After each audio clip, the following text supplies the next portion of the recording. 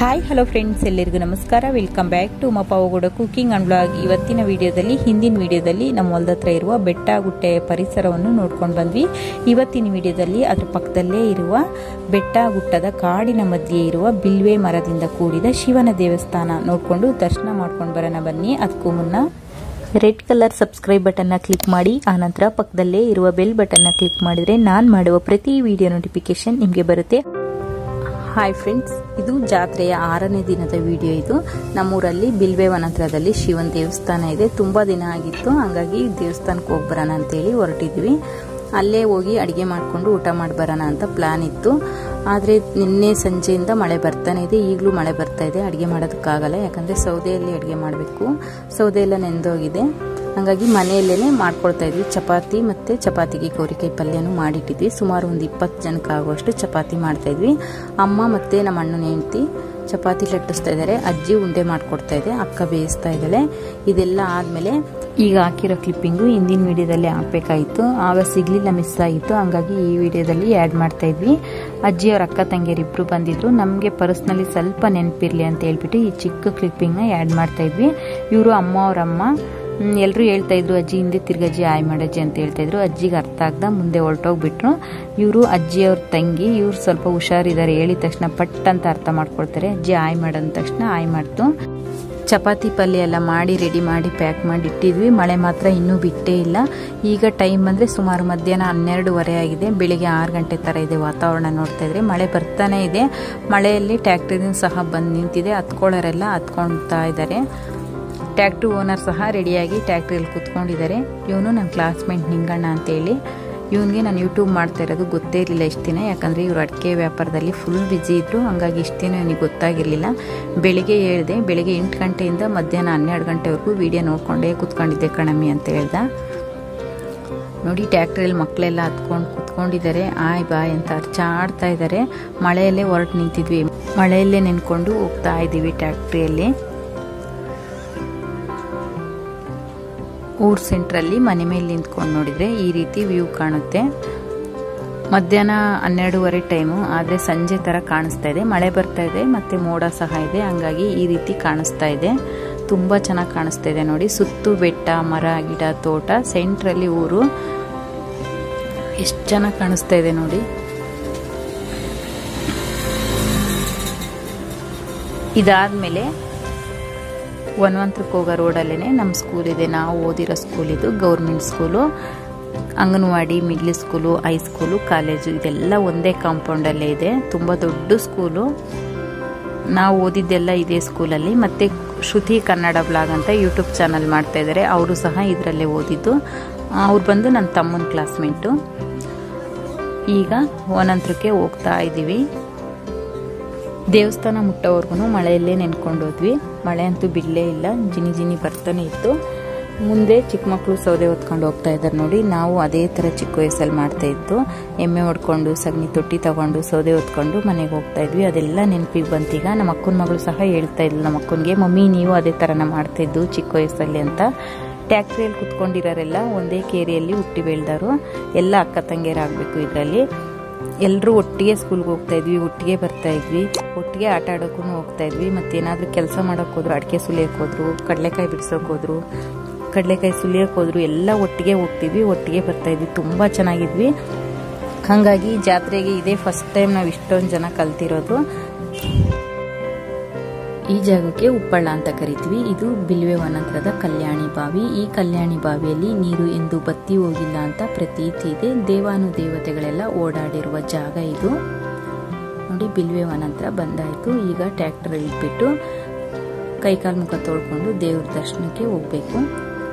ಈ ಹಿಂದೆ ಶಿವರಾತ್ರಿ ಹಬ್ಬದ ಟೈಮಲ್ಲಿ ಈ ಪವಿತ್ರವಾದ ಜಾಗದ ಬಗ್ಗೆ ವಿಡಿಯೋನ ಮಾಡಿ ಶೇರ್ ಮಾಡಿದ್ವಿ.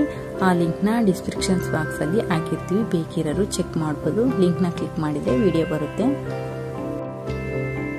ಕೈಕಾಲು ಮುಖ ಎಲ್ಲ ತೊಳ್ಕೊಂಡು ದೇವಸ್ಥಾನದ ಕಾಂಪೌಂಡ್ ಒಳಗಡೆ ಇದ್ದೀವಿ. ಸುತ್ತು ನೋಡ್ತಾ ಇದ್ರೆ ನಮಗೆ ಒಂಥರ ಆಶ್ಚರ್ಯ ಆಗ್ತಾ ಇದೆ. ಯಾಕಂದರೆ ನಮ್ಮ ಸ್ಕೂಲ್ ಡೇಸಲ್ಲಿ ಇಲ್ಲಿ ಬಂದಾಗ ತುಂಬ ಭಯಾನಕರವಾಗಿತ್ತು ಜಾಗ. ಒಬ್ಬರಿಬ್ರು ಓಡಾಡೋದಕ್ಕೆ ಹೆದರ್ಕೊಳ್ತಾ ಇದ್ವಿ. ತುಂಬ ಭಯ ಆಗ್ತಾ ಇತ್ತು ಇಲ್ಲಿ ಓಡಾಡೋದಕ್ಕೆ.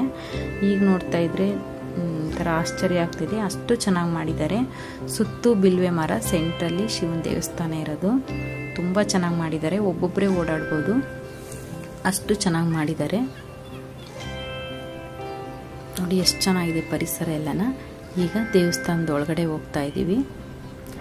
ಹಣ್ಣು ಹೂವು ಕಾಯಿ ಎಲ್ಲ ತೊಗೊಂಡು ಬಂದಿದ್ವಿ ನೋಡಿ. ಶಿವನ ದೇವಸ್ಥಾನ ಈ ರೀತಿ ಇದೆ.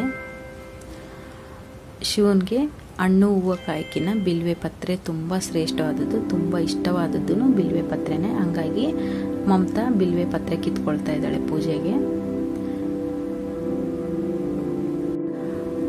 ಶಿವನ ಎದುರುಗಡೆನೆ ಬಸವಣ್ಣ ಸಹ ಇದೆ. ಮಮತಾ ಬಿಲ್ವೆ ಪತ್ರೆ ತಂದು ಕೊಟ್ಟಾದ್ಮೇಲೆ ಪೂಜಾರಪ್ಪನವರು ನಾವು ಹೂವು ಹಣ್ಣು ಕಾಯೆಲ್ಲ ತಗೊಬಂದಿದ್ವಲ್ವ, ಹೂವಿನ ಅಲಂಕಾರ ಮಾಡ್ತಾ ಇದ್ದಾರೆ. ತುಂಬ ದೂರದಿಂದ ಬರ್ತಾರೆ ಈ ದೇವಸ್ಥಾನಕ್ಕೆ, ಎಲ್ಲೆಲ್ಲಿಂದನೂ ಬರ್ತಾರೆ. ತುಂಬ ಪವಿತ್ರವಾದ ಜಾಗ ಇದು.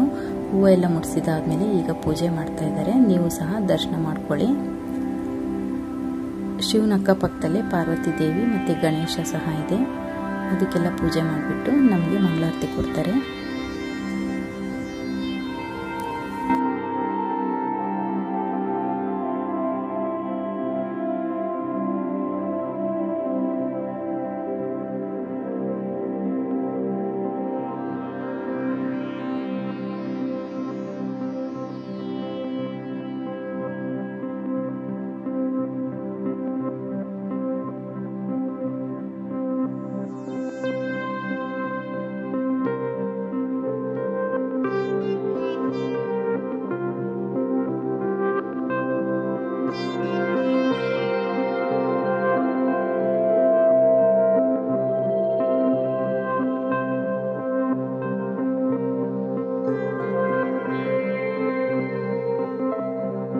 ಪೂಜೆ ಎಲ್ಲ ಆದಮೇಲೆ ಪೂಜಾರಪ್ಪನವರು ಪ್ರಸಾದ ಇದೆ, ಊಟ ಮಾಡ್ಕೊಂಡು ಹೋಗಿ ಅಂತ ಹೇಳಿದರು.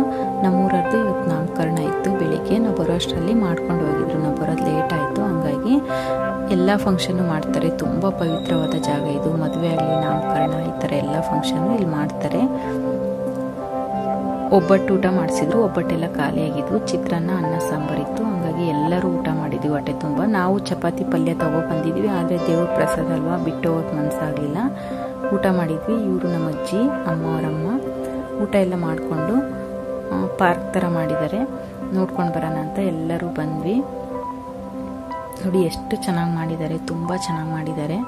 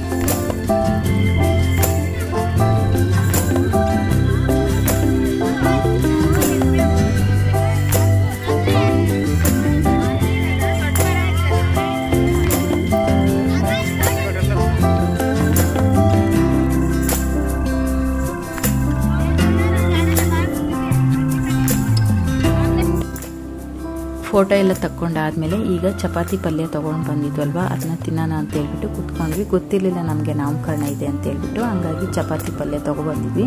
ಪ್ಲೇಟ್ ಏನೂ ಇರಲಿಲ್ಲ, ಹಾಗೆ ಕೈಯಲ್ಲೇ ತಿಂತಾ ಇದ್ವಿ, ಕೈ ತೊಳ್ಕೊಂಡ್ಬಿಟ್ಟು. ನನ್ನ ಪಕ್ಕದಲ್ಲಿ ಕೂತ್ಕೊಂಡಿದ್ದಾಳಲ್ಲ, ಪಿಂಕ್ ಕಲರ್ ಸ್ಯಾರಿ ಹಾಕ್ಕೊಂಡು, ಅವಳ ಮಗ ಏನೋ ಅಂದ್ಬಿಟ್ಟ, ಹಂಗಾಗಿ ಎಲ್ಲರೂ ಬಿದ್ದು ಬಿದ್ದು ನಗಾಡಿದ್ರು. ಹೊಟ್ಟೆ ಉಣ್ಣಾಗೋ ಥರ ನಗಾಡ್ಕೊಂಡು ಕೂತ್ಕೊಂಡಿದ್ವಿ. ಎಲ್ಲ ಆಯ್ತು. ಊಟ ಎಲ್ಲ ಆದಮೇಲೆ ಇನ್ಸ್ಟಾಗ್ರಾಮ್ಗೆ ಒಂದೆರಡು ರೀಲ್ಸ್ ಮಾಡೋಣ ಅಂತ ಹೇಳ್ಬಿಟ್ಟು ಎಲ್ಲ ಪಾರ್ಕಲ್ಲಿ ಕೂತ್ಕೊಂಡಿದ್ವಿ. ಇವಳು ನಮ್ಮ ಮಾವನ ಮಗಳು ಹಂಸ ಅಂತ ಹೇಳ್ಬಿಟ್ಟು ತುಂಬ ಚೆನ್ನಾಗಿ ಡ್ಯಾನ್ಸ್ ಮಾಡ್ತಾಳೆ, ಹಂಗಾಗಿ ಇವಳ ಹತ್ರನೇ ಒಂದೆರಡು ಮಾಡಿಸೋಣ ಅಂತ ಹೇಳ್ಬಿಟ್ಟು ಹೇಳ್ತಾ ಇದ್ವಿ. ಎಲ್ಲರೂ ಒಂದೊಂದು ಮಾತು ಹೇಳ್ತಾ ಇದ್ವಿ, ಹಂಗಾಗಿ ನಗಾಡ್ಕೊಂಡು ಸರಿಯಾಗಿ ಮಾಡೋಕ್ಕೆ ಆಗಲಿಲ್ಲ. ತುಂಬ ಚೆನ್ನಾಗಿ ಮಾಡ್ತಾಳೆ ಡ್ಯಾನ್ಸ್ ಎಲ್ಲನ.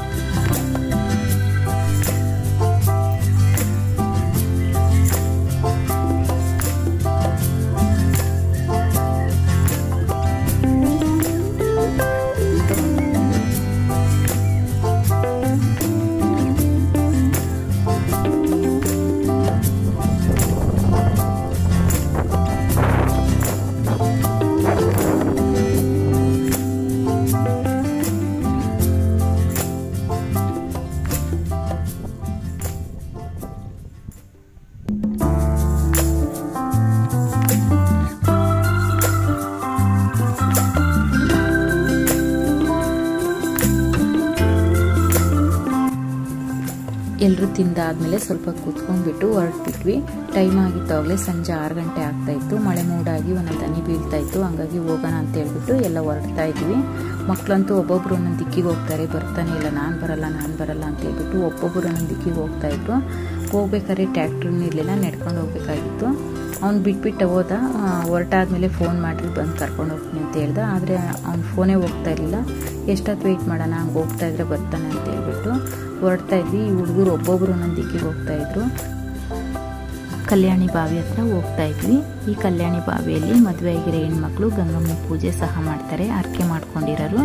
ತುಂಬ ಪವಿತ್ರವಾದ ಜಾಗ ಇದು. ಯಾಕಂದರೆ ಹಿಂದೆ ದೇವಾನುದೇವತೆಗಳು ಓಡಾಡಿ ವಾಸ ಮಾಡಿರುವ ಜಾಗ ಇದು.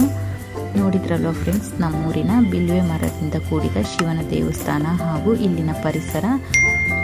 ಈ ವಿಡಿಯೋ ನಿಮಗೆ ಸ್ವಲ್ಪನಾದರೂ ಇಷ್ಟ ಆದರೆ ನಮ್ಮ ಚಾನಲ್ನ ಸಬ್ಸ್ಕ್ರೈಬ್ ಮಾಡಿಕೊಂಡು ಸಪೋರ್ಟ್ ಮಾಡಿ ವಿಡಿಯೋ ನೋಡ್ತಾ ಇರಿ ಅಂತ ಹೇಳ್ತಾ ಇವತ್ತಿನ ವಿಡಿಯೋ ಮುಗಿಸ್ತಾ ಇದ್ದೀನಿ. ವಿಡಿಯೋ ನೋಡಿದವರೆಲ್ಲರಿಗೂ ಧನ್ಯವಾದಗಳು.